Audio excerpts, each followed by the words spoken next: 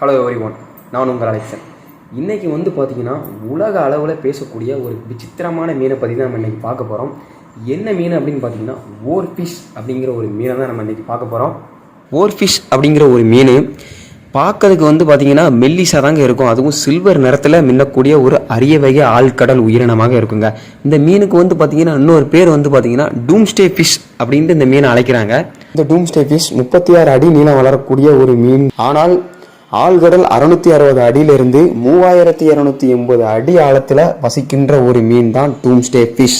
இந்த டூம்ஸ்டே ஃபிஷ் மெக்சிகோவின் தெற்கு பாக கலிபோர்னியா கடற்கரையில் வந்து பார்த்தீங்கன்னா உயிருடன் கரை ஒதுங்கியிருக்கு. 3000 அடி ஆழ்கடல்ல இருந்து மேல் கடற்கரைக்கு உயிரோட வருவது கொஞ்சம் ஆச்சரியமான விஷயமா தான் இருக்கு. பேரழிவின் முன்னெச்சரிக்கை காரணமாகத்தான் இந்த மீன் உயிருடன் கரை ஒதுங்கி இருக்கா, உலகம் அழிய போகிறதா அப்படின்ட்டு நிறைய பேர் சொல்லிட்டு வராங்க.